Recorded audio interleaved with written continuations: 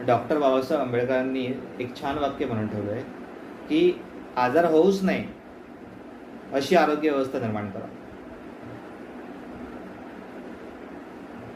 त्यांच्या विचारांवर प्रेरित होऊन मी येत्या काही दिवसात माझ्या परीने माझ्या प्रयत्नातून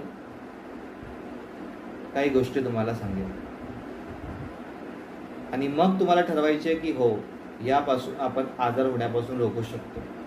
आपल्याला डॉक्टरकडे जायची गरजच भासणार नाही आणि आपण त्यामध्ये नक्की आपल्या तब्येतीवर यश मिळवू. निर्धार असावा हो. शरीराचं स्वास्थ्य हे मनावर अवलंबून असतं, तुमच्या मनाच्या शक्तीवर अवलंबून असतं. तुमच्या मनाच्या शक्तीने निर्धार केला ना की मला तर तंदुरुस्त व्हायचं आहे, मला ठणठणीत व्हायचं आहे, तुम्ही होणार म्हणजे होणार. फक्त ती इच्छाशक्ती बळकट असावी.